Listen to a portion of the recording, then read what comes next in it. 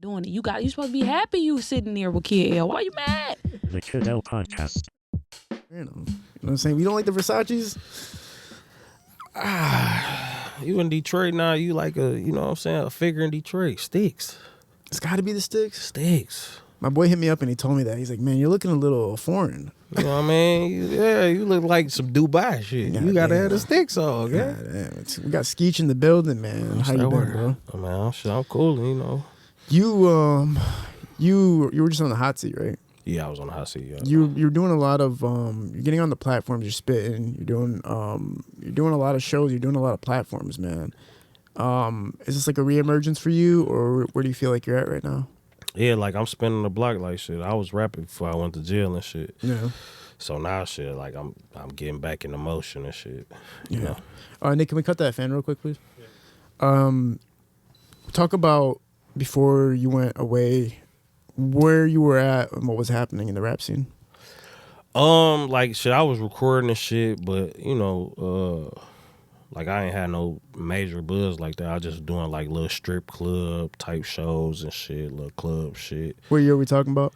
2019. Okay, cool. Yeah, 2019 was pretty straight. I feel like Detroit's music scene was like actually pretty fucking chilling at that time. Yeah, it was straight, but that was right before the pandemic. Yeah. Right before Trump stood on the business. Yeah, that was crazy. The pandemic was crazy. The scene went super hot after that. Yeah, I was on the run. I was on the run right like 2 weeks before the ban hit. You were like on the run from the police, you mean? Fuck yeah. Yeah. I'm out of here. What was the start of you getting involved with the police? Shit, I ended up getting to, whatever the case may be, little shooting and shit. And I was on tether and shit. So I'm like, man, fuck it, I'm a rap. I'm bored. I'm in the house. And then shit, once it was time for me to go to jail and shit, I signed my plea agreement. I'm like, shit, fuck it. You gotta catch me. No. I can't walk myself into jail. Still to this day, I would never walk myself into the jail. That shit over with. So for you, even though you knew you were going away, like you're like, I'm not gonna just walk in. I'm not walking into no jail. That shit's over with. Shit, it's over with now. Y'all shouldn't have let me out. Damn. I ain't turning myself in. That shit over with. So like, does it make your sentence worse if you make them come get you? No, because you sign your deal first. You sign okay, I'm gonna take the little 3.5. All right, bet.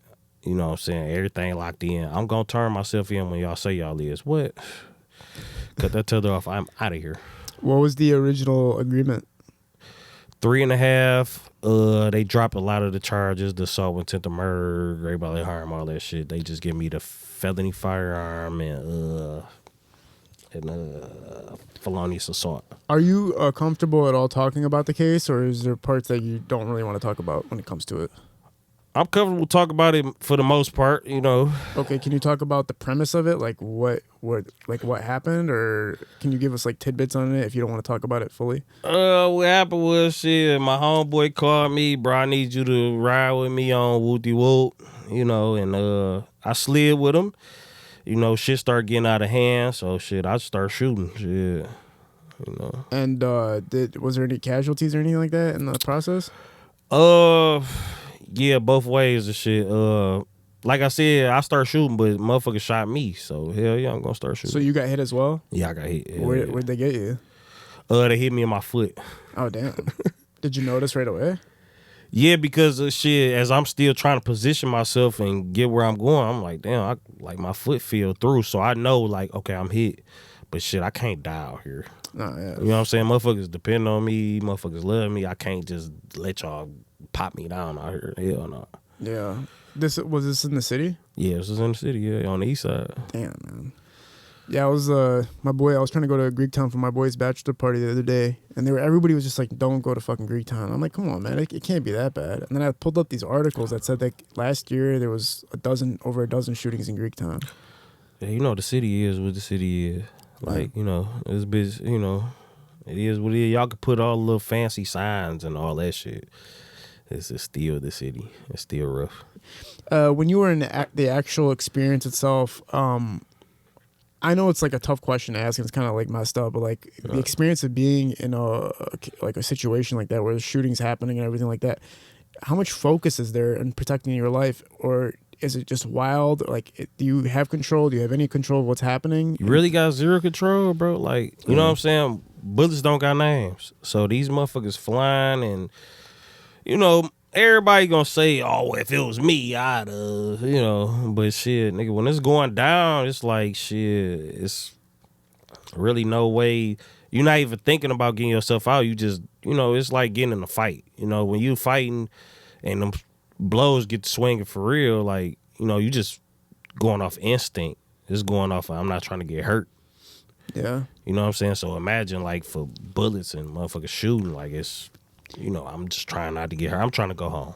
Yeah, there's a guy named Detroit Dust in Michigan. He basically gives lessons on how to protect yourself in situations of disarming people, or if you get caught up in altercations. And people always kind of make fun of him because they're like, man, when you're in those situations, you're not going to be able to disarm a guy like you're Chris Tucker and Jackie Chan in Rush Hour. I think all that shit some bullshit. Like, if you ask me, like, you know, it's cool that y'all getting y'all money and y'all, you know, maybe some shit y'all will help, but like when a motherfucker's a shooter, a motherfucker trying to hurt you, bro, it's like it's going down, bro. You know, you don't know what you're gonna do until a situation pop off. Then I have to do what I have to do. Yeah, like if somebody had a gun in my face, I don't know if I would. I don't know. It would be hard to know. Like, all right, do I go for it? Is he gonna kill me anyway? Like, do I go for it, or like, am I just gonna try to take this gun away and then I'm just getting blown away? So it's kind of scary when people promote that stuff. It's like, I feel confident in doing this, but it's like, what is it's it? some bullshit. Yeah. You pull that Jackie Chan shit, the motherfucker really blowing at you like shit. It different, you know. I wouldn't suggest that shit. I suggest, you know, if you getting robbed or something, give your shit up, bro. Yeah. If the first shot goes off, I'm gonna go for it. But if like they didn't shoot yet, then I'm just gonna try to see if I can get the fuck away with it. Yeah, I'm gonna try to. You know. So when you're in the situation, you get your foot shot. What is your like move after that? Like, do you realize do you realize it? Do you feel the pain of it, or are you still the adrenaline so rough that you don't even know what's going on? No, like I said, I know I'm hit. I know I'm hit because shit, I walk on my feet every day, so I know like, okay, something ain't right. So I just know shit, crouch down on that leg. You know what I'm saying? Do what I got to do to just make sure I survive. And I'm not thinking like a motherfucker gonna tell on me I'm gonna go to prison. None of that. You know, it's just like some hood shit going on. So I'm not thinking it's gonna go that deep. Or I'm gonna go to prison. Motherfuckers gonna come, you know, cooperate. My co-defendant gonna tell on me. I'm not thinking that shit. You know. Did you take yourself to the hospital? Hell no. I end up going back to the block, and it's like like they know where motherfuckers was at. Shit, they ran up in there. So I gotta like throw the gun out the window, and you know what I mean. So it happened as quick as the shooting to you going home and then them coming and getting you right away? Yeah, like the shit happened over here. The situation happened over here, and then I shoot back over here, and it's like they damn near knew like this the house. You know, doggy is in. You know, we got to run up in there, and you know, I'm still confused to this day. But you know, I don't. Right. So when they're taking you away, then they take you to get treatment, right? They take me to the hospital. When they take me to the hospital, I know it's on the flow. At the point where I'm at the hospital, and it's police in the room. What the fuck y'all doing here? Like, you know what I mean? So I'm in the room. The police they sitting outside the room, or it's 2-3 of them in the room. And they trying to put together. I'm like, bro, I don't know, you know, whatever. And I remember they got like a house phone inside of the rooms where in the hospital. So I'm on the house phone. I'm like, listen, come get me. Like, I have to get out of here. Like, they trying to pull some type of move. And they end up clipping the phone. Once they clip the phone, I'm like, they know something. Like, why y'all clip the phone if y'all don't? They clip the phone, they know something. So I tried to hop up out of there, like on my good leg, on my left leg. I tried to hop up out of there. Lost blood, passed out in the hallway. Wake up, I'm handcuffed. It's over with. Damn. Well, when you tried to leave, did you think in your mind like, if I don't leave, I'm gonna get cooked and I'm gonna get sentenced? Like, I have to get out of here. Now it's like, hold on, what they know? You know what I mean? I gotta get up out of here. Yeah. I gotta get up out of here. It's always interesting to me though, because it's like, if you leave, you're on the run forever. Or do you think like, I'm gonna leave, figure out what's going on, and then with the court case and then figure out what's going on, or do you think like I'm literally gonna leave and never return? Like, how does your mindset work at that point? I mean, you know it's gonna pop off, but you want to get yourself prepared because it's not 1950. You know what I'm saying? Like, okay, it is some people that's probably on the run from back in the day or whatever, cut their hair bald, moved to Alabama or wherever, but fuck Michigan, wherever the fuck they done went to. But at the end of the day, like, green light camera, like they do so much to catch you that you done so anyway. So there is an advantage to, like, if you do escape, let's just say you got out of the hospital, to go plan, like, okay, what am I going to do when they do catch up with me? Like, what am I, talk to a lawyer, talk to an attorney or something like that? Yeah, let me go chop it up with an attorney. You Yeah. know what I mean? Let me go chop it up with who I need to chop it up with, tell them my version of the story. Mm. Bro, you figure this out. Yeah, because After anything this- everything on the phone isn't going to be safe for you to talk over. No, I'm not kicking it over the phone. I'm going to pull up, chop it up with you, give you this paper. Bro, you come up with the story. I have nothing else to say. That's the point of me paying you. Right. And so after you get out of the hospital, what's like the next segment of everything? Straight to jail. Damn.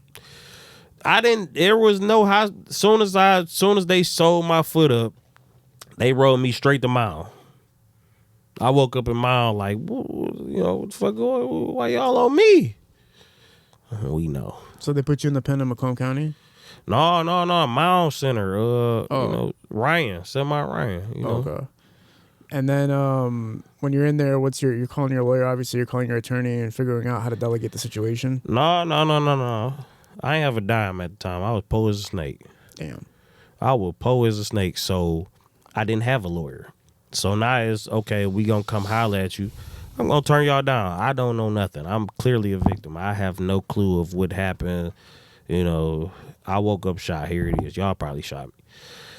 You know what I'm saying? Shit, I don't know. Yeah. You know what I mean? And they really don't have anything to work off of unless somebody says something, pretty much. Pretty much how 95% of cases go. And as far as I've seen, or as far as, I've been to prison, so I've been around thousands of different people, and every single person, except for like 2 people out of 1,000, like, I got told on. I got told on my mom. I got told on by my cousin. I got told on by my brother, blah, blah, blah. Everybody has been told on in MDLC. So 98% of the convictions that you've seen from other inmates are because they got snitched on? Snitches. So 2% of it is literally they just got caught, and then 98 is the snitch. Like, nobody really get caught in the act of a crime. I did this to somebody. Oh, here's the police. We caught you. No. Yeah. No. I got told on by somebody. And now, when you're in the interrogation room, you're not saying shit. You're waiting for your attorney. Did you talk to him? Did you give him one sentence, or did you just go straight to attorney when you were in the interrogation room? I don't know why I'm here. Why am I here? That's right. Yeah. Why am I here? Right. Y'all got the wrong guy. What did they? So when they tell you that they have somebody that can point you out, what's your thought process now with your attorney? Let's go through courses. This ain't my first rodeo. Like, I've been through this. Anybody that know me know I've been, it's sad to say, but I've been going to jail since I was 14. Damn. So this is not something that's brand new. Poof, voila, magic. Here it is. I'm brand new to this. I got to go through the courses. So, and then now they give you, they say they have enough evidence. They say they have somebody that can put you in the place where they want you to be put. And then they come up with a plea agreement, right? What was the original sentence? They gave one deal, 3.5. But before that, what were they saying you were looking at before they gave you the plea deal? Elbow. 30 years and life. Why do they call it elbow?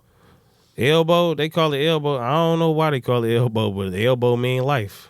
Or they call it Nat King Cole. Natural life. Oh my God. And you're obviously not doing that, so you take the 3 years. And then did you ever figure out who told on you? Did you ever figure out Yeah. I know my co-defendant told on me. Damn, that sucks. I don't look to bash him no more. I used to bash him, but I don't look at that no more, bro.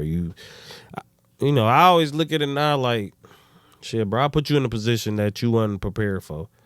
I thought you was this, and I put you in that type of position, and you wasn't. I can't really hold you, after so long, bro. I done did 3.5. I'll be like a silly motherfucker to get out and be, oh yeah, he's still or trying to bash his name. You know, it happened, bro. Yeah, you notice that a lot in the city, especially. Like snitching is a zero toleration kind of thing, like a code that you can never break. So for you to forgive him is kind of like, or let it go, kind of is kind of like a different look. Kid L, that is untrue. What do you mean? Snitching is the shit. That is untrue, bro. Snitching is cool, bro. Like half it, like a lot of these people who get money or got a name or famous or what, they done snitched on somebody. But I feel like snitching is, you get bashed for snitching if you like a low level person.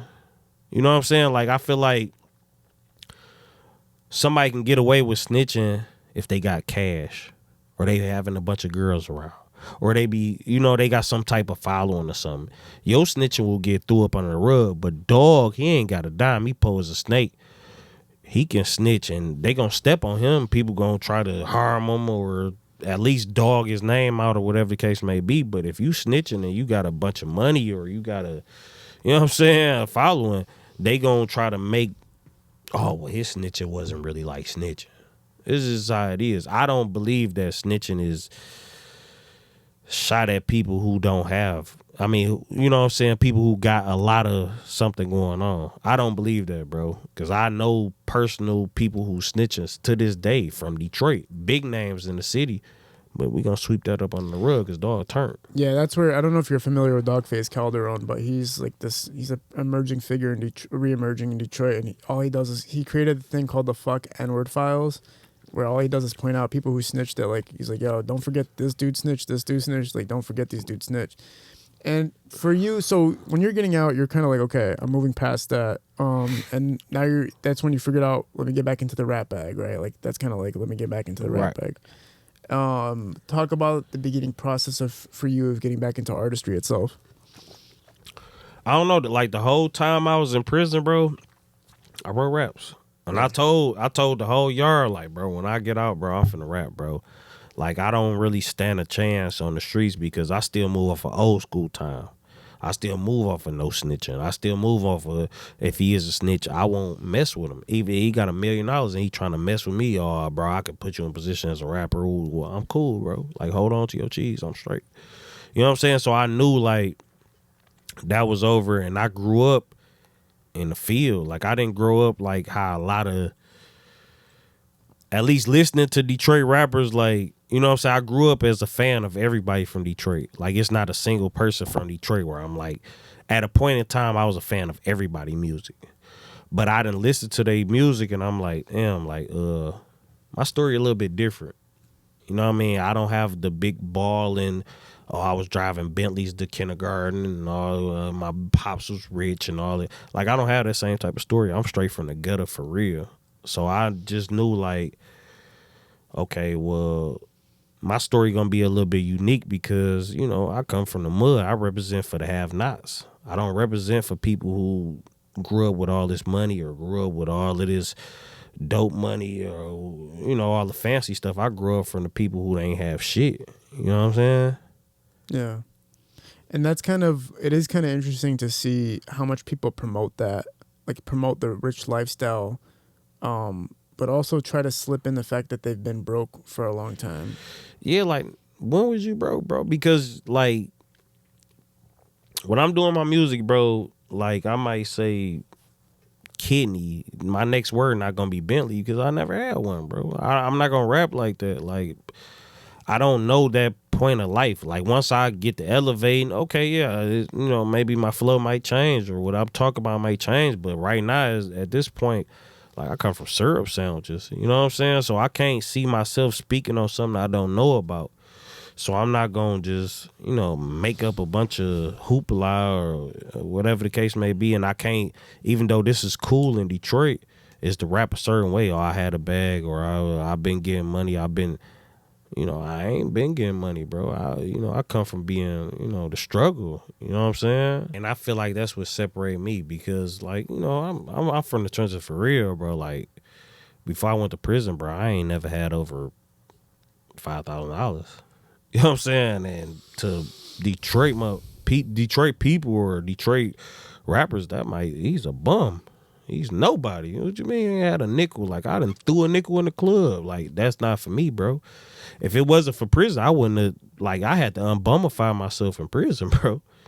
You know what I'm saying? Like, I come from, like, the struggle for real. Like, you know what I'm saying? My family struggling, you know, like, adopted family. Like, you know what I'm saying? The real mud, like, and anybody that know me, like, a lot of people support me now, and I get a lot of views now because people know me in real life. You know, I don't come from that, so I don't preach that. I don't rap that. I don't speak on that because, bro, that's not me, bro. When you were growing up in Detroit, did you ever have opportunity, career paths, or anything like that, or was it like just go straight to the streets from the beginning? I mean, coming up with Detroit to me, bro, it was like straight to the streets. Like, you didn't see, like, growing up, bro, I didn't even respect it because we had like career days or whatever. Like, you know, it might be somebody like, oh, this is Dr. Blase Splee. He coming up to the school to speak or whatever. I didn't even I didn't even hear what he was saying. Cause I'm like, oh, you got suit and tie and all that. Like, bro, you don't know what it feel like to come from the mud, bro. Even if he did come from that walk of life, like, I wasn't trying to hear that. You know what I'm saying? So, like I come from, like, the bottom, like, up under the bottom. You know what I mean?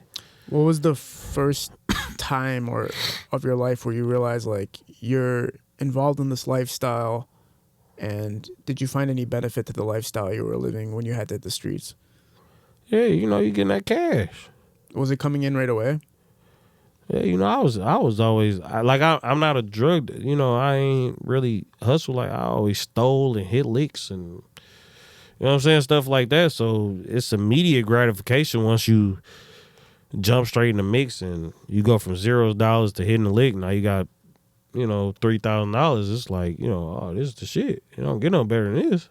Was it like you were seeking individuals, or you were like actually going to stores and stuff like that? Some of both, you know, whatever the case may be, you know. That's why people are like, damn, man, like, if you go to certain areas in the city where you're like, damn, bro, this could be my day. Like, I could just walk in this bitch, and then I could leave with nothing. And you could leave. Yeah, I mean, I don't know. I feel like it's getting a little bit more, you know what I'm saying? It's getting better now. There's more areas to go to where you have to worry less, for sure. No, but it's getting better now. Like, I come around, like, different areas, and I'll be like, damn, like, dog in here buffed up, chain, watch, nobody trying to eat. Like, damn, the city's starting to, okay, we gentrifying. You know what I'm saying? Like, damn, ain't nobody trying to eat. Yeah. You know, I come from an area where we need that. We have to have it. Did you like scout people like when you were like out and about? Did you like look at somebody and be like, I know, like this is the target guy for today or something like that? This is on the fly. Oh, damn. This is on the fly. Dog walk about with the Cuban. Oh, yeah, we on him. We don't know. We could have a CCW with a 50 cal. Man, we need that right now. What's usually the level of resistance for people to give up their stuff? They give it up. Just like instantly? They give it up. I don't know. My whole thing be like controlling situation, bro. I'm not like, you know, you might have met some people that's playing before, bro. I'm not like in that mindset is like when I was younger, bro. I'm not joking, bro. Like I'm willing to throw it all away behind, you know what I'm saying? Yeah. Behind some shit that might not even be real. And so when you're entering, since you're 14 years old and this is your first time getting involved with the police, right? Right. How bad does it throw your life trajectory off? Like, did you know, like, damn, I had all these things going on and now it's over with? Or like, how did you restructure yourself internally to be like, all right, do I avoid these situations in the future? Do I just avoid the whole game itself? Or did you go like, all right, when I get out, I'm just going to hop right back in? I told you, bro, I had to unbummify myself, bro. Like, I had been stuck into a poor mindset for so long that, you know, it wasn't even, I didn't know until I got to prison, bro. And I got talking to different people. Now, they might be in prison, but they might be here for drunk driving or, you know, some bullshit.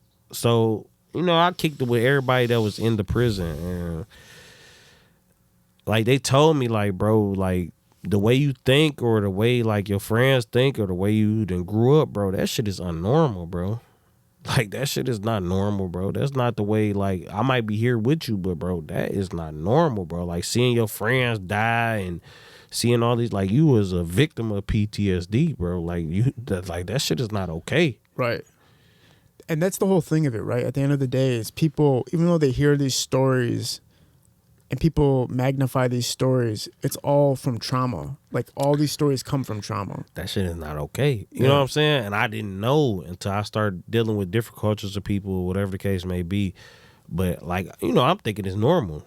Oh, you see niggas die right in front of you, or you know, slide or whatever I'm locked up for, what I've been convicted for. Okay, I shot somebody. This is regular. They like, oh, bro, this shit is like unhuman, bro. Like, that shit is wrong way of thinking. Like, this is all wrong. You know what I'm saying? So was it people's words that really converted you, or did you experience something that made you realize, like, oh shit, I've been looking at life completely the wrong way? Hell no, it was, bro. I've been to jail so many times, bro. Like, I've been to jail so many times that I went from, like, being, like, the rookie, like, damn, bro, how do we get in contact with our family, to being, like, the old nigga enjoying. Even though I'm young, I became the nigga who, like, listen, first you want to use this, you want to do this, once we do it here, we gonna go to this rock, we gonna go through this routine. I'm like, damn, bro, like, this shit gotta stop one day, bro. Like, I've been going through this shit since I was a kid, bro. I'm grown as hell now, you know? Yeah. If you're constantly going in and out, obviously you're bumping your head a lot. You're not being able to kind of figure it out. But do you remember the day that you realized, okay, it's time to shift my mind? Like, do you remember what time of your life where it's like, all right, it's time to shift this and to live a more balanced lifestyle? During that 3.5, bro. Yeah. I sat in there, and I think the time was, like, I'm seeing people and shit. Because, like, when you go to prison, bro, like, I mean, unless you just a punk, but other than that, like, you know, when you there, this the home now. If you stay somewhere for 3 years, this is your crib. It's not like just a pass through. This is the crib. So you sit here and then you see, like, say I had 3.5, I see somebody go home in 2 years. And then see you come back in 2 weeks. Like, damn, bro. Like, what happened, bro? You know what I'm saying? What happened, gang? Oh, bro. So I'm like, damn, okay. You know, maybe once or twice. But after 10 times of seeing the same people, I literally walked you to the gates, bro. And you double back right before my eyes. Got a duffel bag now. Like, it's like, damn, bro. Like, you have like a whole sentimental moment. Then, like, man, you getting out, my boy. It's good shit. And then you see this nigga come back in with a green duffel bag in a week. Like, damn, gang, what happened, bro? That sucks, man. That sucks. So I ain't gonna lie, that shit kind of squared me up, bro. I was like, I can't be that, bro. I only got locked up one time, but like and what I've done in my life, I probably should have been locked up like 5 different times. I just didn't get caught. You know That's how I feel. You know what I mean? Like, what do you mean? Oh, you could have got caught way more times. Or I feel like I should did elbow. Yeah, shit. So for the little 3.5, 2 here, year here, 6 months here, 8 months here, 90 days here, I'll be like, shit, I'm grateful. I feel like when I got locked up, part of the reason they let me out is because I feel like it was a race thing. I feel like they kind of went like, I feel like they kind of looked at my background and they were kind of like, man, this is gonna be like a lawyer type situation type shit. We don't got time for this. This motherfucker's gonna come all heat. Yeah, you gonna come heat. And they were like, well, let's just fuck it, just cancel this one out. But we getting there, rap money. The reason I kind of feel that way is because when I got the officer that arrested me, he talked to me. He's like, you know how many Chaldeans get killed out here every year? And he was like talking to me almost as if like, you're gonna get out, but just don't fucking come back. Before I got put in the pen, like he was talking to me like that, and I was almost like, but then he was talking to the dude next to me, African American from Detroit. He's like, yeah, we got you now. And I'm like, why are y'all talking to us in 2 different fucking ways right now? You talking to us, you guys are both accusing us of the same exact situation right now, but you're talking to both of us completely fucking different. Right. And so I was kind of like, what's like, that's not right. Like, there shouldn't be any bias towards like where I'm from or anything like that. Speaking of, now this is what I want to know, gang. Yeah. Like, how you felt, like, now it's my time to interview you. So how you felt when people shot at you like, oh, you, what they call that shit? Culture vulture? What the fuck? Like, how you feel about that? I don't know if I can cut. I'm Yeah, good you with can the cut, cuss and yeah. shit. So Like, the you way- gonna blurt that out? So like I get it. Like I always understood that angle, culture vulture and everything, and I totally understand why people feel that way. You can never not feel that way because you're talking about a specific culture, specific identity, specific city. Everything is very specific. There's a culture behind it, right? No doubt. When you're not from it, but you're a part of it, in whatever way you're a part of it, it's almost like, yo, who's this dude at the party? Like, we never seen you before or whatever type shit. But what people kind of fail to remember is I grew up around people that were in it. And I was affiliated with these people, and they were my friends. And not only that, the entertainment scene is in Detroit. So like if you go to California, where's the entertainment scene? It's Los Angeles, right? So that's where everybody in California goes to when they want to work on entertainment. So for me, it's like, yo, I'm working in Detroit because this is where the entertainment's happening. So I'm a part of this. Plus my friends are in this bitch, and my friends are inviting me to be a part of this bitch. Right. And not only that, their friends and their friends and their friends want to work with me. So you're constantly working with all these people and you're constantly involved in it, and it's like you eventually become part of it. And then people go like, oh, you got big enough now to the point where you shouldn't be here. It's like, bro, like this is entertainment. That's why you old, like I'm saying, like what you supposed to owe a motherfucker or something? Huh? Oh no. Like I'm trying to figure like why a motherfucker would try to what they basically say is like you didn't, like Isham says it the way that I think a lot of people feel. You didn't come up in the struggle with us, therefore you can't be a part of the struggle in any type of way. You can't eat off of the struggle or the stories of the struggle because you weren't a part of the struggle. And I always look at that and I was like, you know what? I feel that. I feel what you're saying. But at the end of the day, people wanted me to do this that were from the struggle. They didn't. Right. I never like hit everybody up like, yo, I'm forcing you to come here. It was more like, no, we want to work with you because we rock with you. We've always liked what you're doing. Doubt. You understand everything. You've been a part of it. Let's work. And so I get both sides of it now. You know what I'm saying? Like, I get both sides of it. And Eshawn was the voice? Eshawn was mad at me, bro. He was on my podcast. He was underhandedly, like, saying, like, you are a culture vulture. And I was sitting there like, okay, if you think that right now, cancel the entire podcast. No more podcasts. Just say it right now. Eshawn, you're a Detroit pioneer, a Detroit legend. Say it. And he's like, no, I wasn't talking about you. And I'm like, all right. All right, then. Like, Detroit pioneer? He's a pioneer of Detroit music, man. He's one of them. Bro, okay, who was before Eshawn that was a pioneer? He developed a song that two different scenes took, from acid rap to hip hop culture now, what it is. Acid rap? Yeah. I'm just saying, like, you think Detroit like acid rap? But I'm saying he was one of the foundations of what built rap to be where it is now in Detroit.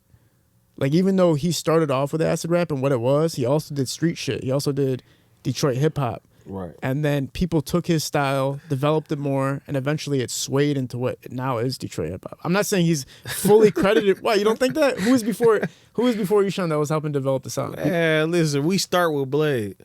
No, but Eshawn's way before Blade. We don't care. And we start with Blade. All those cats are influenced by Eshawn. We start with Blade.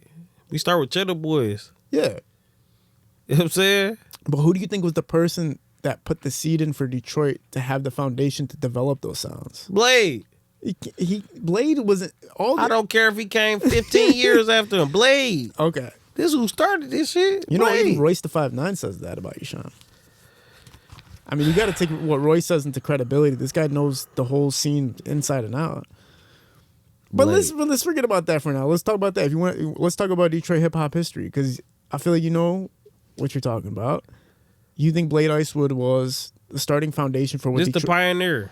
This who put the fork in the sand. Blade, hands down, bro. So you don't think anybody before Blade set the foundation for what hip hop is today in Detroit? Nope. Blade. That's who we love. That's who we, you know what I'm saying? That's who we mold the whole like wave of Detroit music. We foundation it on Blade, bro. So we're talking, you know what I'm saying? And I don't even rap, personally, I don't even rap like the same format or whatever, or the same type of flow the same time. I have the same flow, but not the same content or whatever. Blade is the one, bro. You could say that Rock Bottom and Street Lords were the start of what the development of this new generation stems from completely. Yeah, but Rock Bottom, that's after Blade a little bit. I know, it's like the same time. I mean, okay, it's the same time, but okay, I respect Rock Bottom 100. Big Herc is my favorite rapper, period, to this day. But, you know, that's the Blade era. You know what I'm saying? Cheddar Boys, Street Lords, yeah. This is who started this. We ain't gonna, you know. I see what you're saying. Before You're that, you're talking about the hood. You're talking about the street sound. You're talking about development of the street sound for sure. I mean, we ain't, as a city, we ain't, What's your timeline? Talk about your timeline from. Let's talk about Street Lords, Rock Bottom, and then how do you feel like the Detroit music scene progressed from that to where it is now? Cheddar Boy, Street Lords, Rock Bottom, Team Eastside, or Doughboys, Team Eastside. Everything besides that, And then you feel like T Grizzly with First Day Out breaks open the new generation and that new door. T Grizzly with First Day Out is probably the biggest out of everything because I feel like people don't give T Grizzly exactly what he's supposed to get. T Grizzly's supposed to get a fucking badge of honor, like a fucking Purple Heart. Bro, you deal with people in Detroit been trying to do for years, bro. Everybody, okay, Blade and them was tapping at the door. You know what I'm saying? Doughboys and Team Eastside was kicking at the door. T Grizzly knocked that bitch off the hinges. Yeah. T Grizzly is the reason why you have everything on the back end. Even though, if you had him here, or people might take this the wrong way or step on me, that little nigga don't know shit or whatever the case may be. But, bro, it's T Grizzly the reason why you have what you have now, bro. T Grizzly knocked the door off the hinges. Here we are. I'm Detroit. And he reached back when he didn't have to. He could have pulled the move that a few other artists pulled. I could have just shot in, put whoever out. T Grizzly jumped back, did songs with Band Gang, did cameos for Doug or whatever the case may be. Like, T Grizzly is like a gem in Detroit that we not honoring to the point where, I feel like he's supposed to be spoke about. Like, he really like top 5 Detroit ever. You know what I'm saying? Yeah, because of the fact that when he blew open the doors with First Day Out and everything that preceded after that, he collaborated with so many artists that he gave so much exposure to so many artists from the city. Yeah. I mean, Yachty came out here for it. A lot of people were coming out here for it. Yeah, and I could have pulled a whole move like, I could have shot the move. I'm rich, I'm famous now. Fuck y'all. Yeah. You know what I'm saying? So you gotta, like, when it comes to Detroit history, like, after Blade and these type of names, you gotta throw T Grizzly in there. Yeah. Easy. Yeah. And that's where people get caught up with the mainstream stars. When you talk about like Eminem and Big Sean, everybody goes like, oh, well, they are mainstream. We're not talking about the street rap scene right now. Right. The street rap scene is different because T Grizzly took the street rap sound, Detroit sound, And put it on the map. put it on the mainstream level with Helluva. So him and Helluva pretty much combined forces, took it to the mainstream. And it almost feels sad because it's like, you know how many sounds that were like that before that could have went mainstream? They just didn't get the chance. You know what I'm saying? He did it though. It did it. Did you ever get to run into any artists when you guys were away? Like, did you facilitate with anybody? I didn't. I ran into like local artists, but people trying to do what I'm trying to do. I'm trying to get money. What's been the roadmap? Like we said earlier in the talk, that when you came out, you're on a kind of a run right now. You're doing a lot of platforms, a lot of mics and everything like that. What's been your strategy, and what's the results been for you so far from the return on your music? I ain't gonna lie, I've been doing shit in blind, bro. I've been doing shit with a carpet over my head. I'm just, I'm just trying shit, bro. And I've been getting good response and people rocking with me because I feel like, like people know me, bro. Like I'm not like a person who just pop up, oh, I'm from here or I'm from Detroit or whatever the case may be. Like, a lot of these people really know me, bro, and they really support me because, like I said, I'm speaking different, bro. I'm not telling no story of glam, glitz, and fame and all this shit. Like, I'm telling a story, the underdog story. And these people that seen me go through this, so they like, we can rock with dog talking about he being 100. I'm not trying to paint no different picture. I'm trying to, I feel like, I'm like the spokesman for the block and for what I've been through. Like, I'm really painting a picture of, this type of shit really happened, bro. And this ain't what everybody highlighting on and speaking about, so I feel like that's what's gonna set me apart and turn me up because, bro, I don't got the same story as y'all, bro. Yeah. Has anybody tried to invest in you yet? Nope. Put the bag behind you? Nope. It's all out the hip. Yeah. Makes it harder, right? Have you collaborated with anybody yet? Have you collaborated with any artists? I did a song with Doughboy Keys. Oh, cool. I did a song with Doughboy Keys. You know what I'm saying? He was 100. He ain't no, you know. I done had people was like, I remember when I did the song, people like, damn, he cocky, woody woo. He was 100 when I seen him. You know what I'm saying? Cool. 100 with me, so. Do you feel like you're going to collaborate more with, Doughboys are really recirculating themselves and being a part of the mix a lot. And I feel like Street Lords are too, like a lot of the Street Lord cats are coming from way back to circulate themselves. Do you feel like you're going to mix with the newer cats as far as collaborations, or do you want to stick around with the Doughboys and Team Eastside and Street Lords and Rock Bottom area? I mean, 100, like I feel like I've been a fan of anybody who rap from Detroit. I was a fan of you at some point in time. You know what I'm saying? Stunt Hard or Doughboys Cash Out or Team Eastside, Baby Money, T Grizzly, Doug, 42 Cheese. Like, I've been a fan of every single person who came from Detroit music before, so I want to work with every single person from Detroit. Cool. Like, I have no bias or no, you know what I mean? What projects are you working on now for people to go check out? Snitched of the Jungle. Cool. That's my first mixtape. You know what I'm saying? I'm trying to push that, and I got a bunch of singles coming out, but it's gonna be on the Snitched of the Jungle or Meet the Skeetch. Meet the Skeetch gonna be my first tape. And who's producing most of the tape for you? D Stokes on the track. D Stokes. Is he have his own studio or is it at the crib? No, I buy the beats from him. He shoot them to me. Shoot me the stems or whatever the case may be, and shit. I push them. Cool. D Stokes. Is there anything you want to talk about before we sign off? So you in love with Kash Doll for real, guy? This is something I really wanted to know. I love though. Kash Doll, but I have to start. Like, I started realizing over time, I'm like, man, she's got a man. She's about to have her second kid. Her. I'm like, I feel like even she's kind of like, damn, I fuck with what you're doing, but at the same time, we might have to let this one go. I feel like that's what's happening. Like, you was really in love, bro. I was, bro. Sometimes I still think about it. Like, when I'm like in my bed, I'm like, man, did I ever have a chance? Like, or like, I swear, I was so jump bed. I'm like, damn, like, and I fantasize about us just being like, oh, she's like in town. She's at the MGM casino in the hotel. And I'm like, you would show up? And I just be like, pull up. Like, she'd be like, just come through as a friend. Like, strawberries and chocolates and shit in here. And I'm like, all right. And we just sit there and laugh and just like, damn. Like, you was in love with the dog. That's what I've been thinking. I still think about that to this day. Like, damn. But like I said, she's got a man. And at first that wasn't like the deterrent. But then out of respect, I'm like, man, you can't just keep pursuing somebody that's got a whole family going on. Like, maybe you got to wait it out. You ever wait it out and then they stop fucking with their man? Oh, here it is. Nah, this ain't Encino, man. This ain't Spider-Man, man. This ain't no fucking love drama where it's just gonna all work out at the end. You know how real life goes. He's rich. I looked at Tracy and I was like, damn, he's rich. He looks like me, but he's black. He look like. So I think that's where like even her interest was probably like a little bit like, damn, Middle Eastern Tracy. Yeah, Middle Eastern Tracy. Yeah, look, I mean, we almost look like I got chains and watches and glasses and shit. Right. But he's just got everything else. He's got the cars and clothes and the house, and you just got to move on from it. You know what I'm saying? See, what you got to do, bro, you got to catch somebody who been on a break.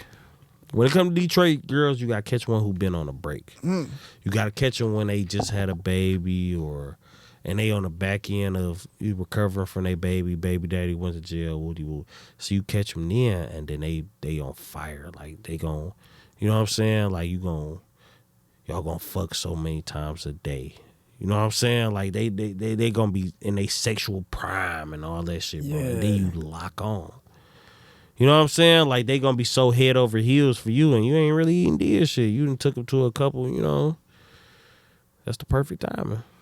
Yeah. So when they're like on the bench, like when they're kind of their stocks dropped. No, wait till they done went flat.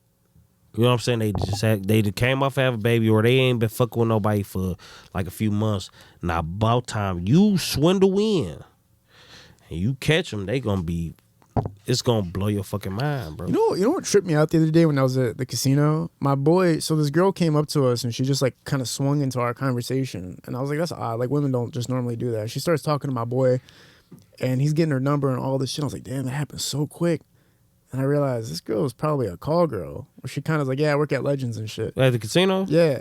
So she was on the pussy. Yeah, I was sitting, my boy's like really talking to her, and like we start doing our own thing, and then I come back, he's still talking to her like hour after hour. I'm like, bro, you realize you got the number, you don't got to talk to her no more. You just call her after this, right?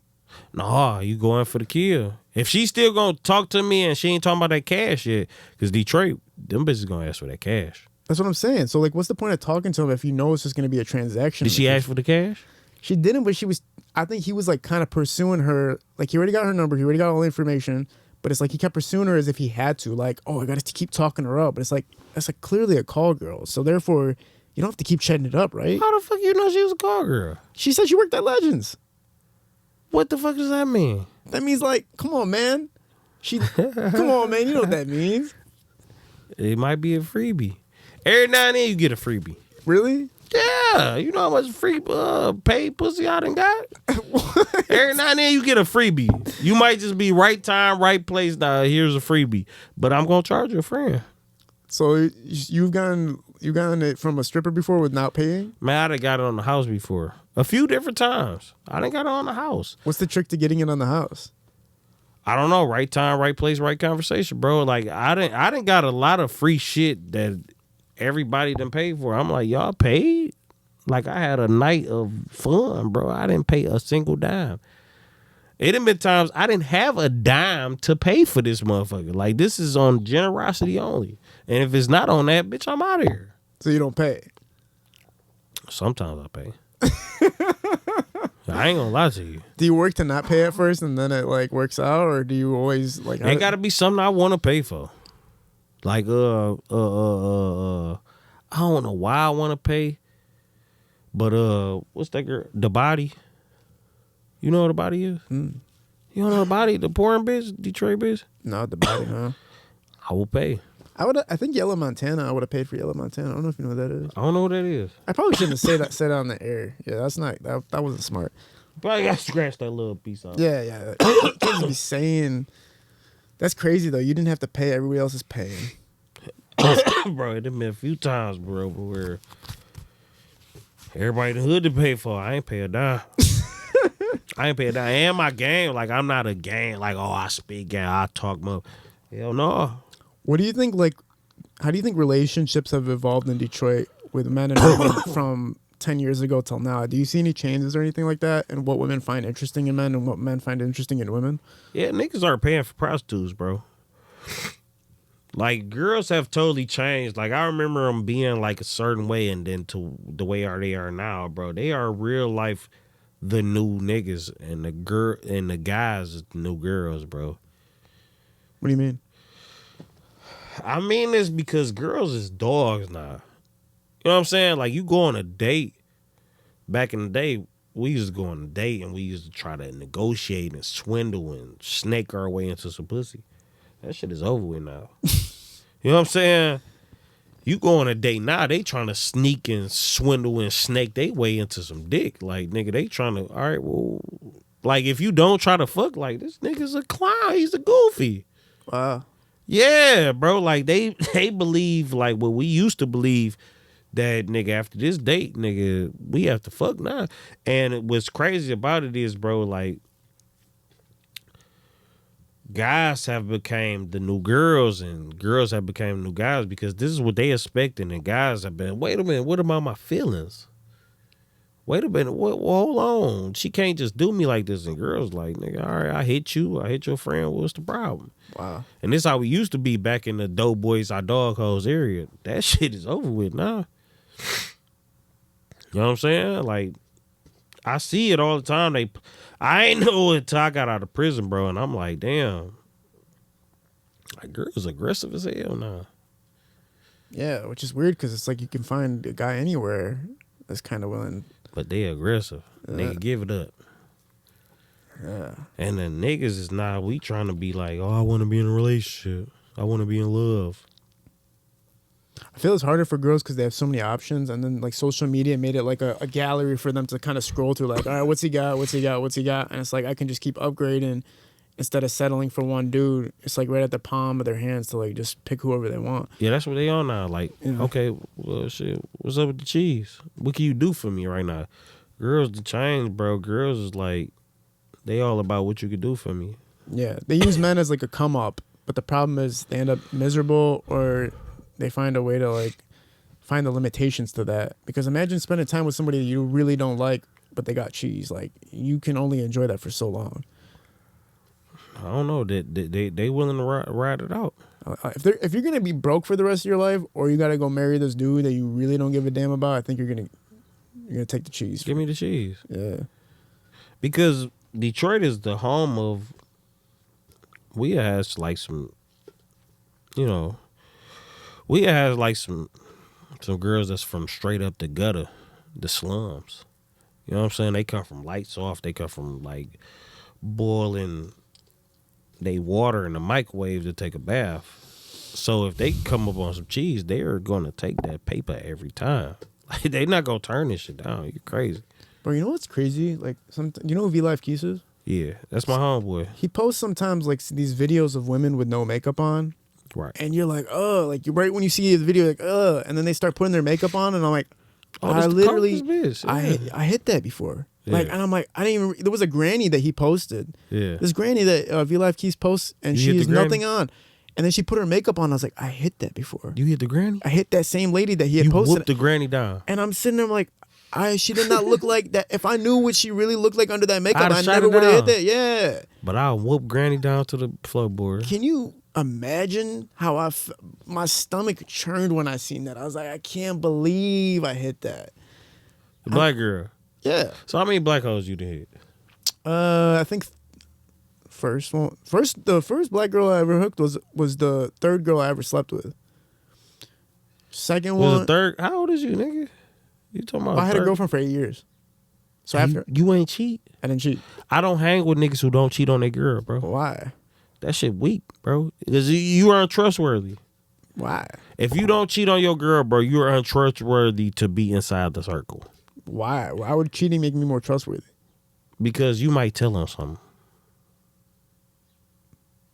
No, because I'm so loyal that I would never hurt somebody. No. You're so locked in with this girl, like you tell her everything. We take you to Vegas, you like, oh nah, bro, I'm straight. You know what we come to Vegas for. We don't come to play dice. We can play dice in Detroit. Yeah, but what's wrong with just telling her like real quick, like, yo, we're at the club?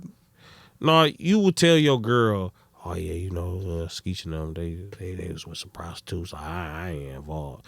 So I can't trust you, bro. You gotta have some dirt on your name for me to accept you, bro. What if I suck one titty? Well, you have dirt on your name now. Exactly. You have dirt on your name now. But if we go to Vegas. We're not going to Vegas to gamble, bro. We can gamble in the basement on the east side, bro. Shoot dice all fucking night. So we're going to Vegas for one thing and one thing only. Everybody can play crazy. You know what we're going to Vegas for. Bro, we go out there, bro, and you on some, no, thank you, bro. My girl. I'm on FaceTime with my girl. Okay, but I can't trust you, bro. If I suck one girl's toenail, is that acceptable? If you lick the bitch toenail 2 times. 2 times. I can respect you. So if I lick it twice, you guys can trust me. Now I'm in the circle. Now it's like I got dirt on my name. You gotta have some filth on you. Okay, yeah. All right, so when I come kick it with y'all, I suck 2 toenails and I'm in. That's all it is. You in the mob now. Yeah. You got some dirt on you. Yeah. And to the end, bro, I can't do anything. I'm straight on you. All right. Get ill might tell on us. All right. I'll suck on some toenails. Yeah. Look, man, it was really cool having you on here. Let's get an update on your story in a couple months. Get you back in here. Appreciate you telling us. I look forward to the project too, man. It is an interesting thing that now when you're listening to a lot of it's hard to. I'm always gonna get ironed or grilled for saying some shit like this, but when you do look at a lot of what's happening in Detroit rap now, everybody is on the come up kind of scenery. Right. The visuals showing they're balling out, which is great. That's awesome. But the struggle side of it, you do appreciate hearing that too, because a lot of people can relate to that. A lot of people can vibe and hear what you're saying, and it can motivate them, and it can make them realize there's somebody else going through what I'm going through. Right. So bringing that back is really cool and honorable, man. Appreciate you being a part of this. We're at Parallel Sound Studio. High Level Visuals, Shootings Productions. We're out.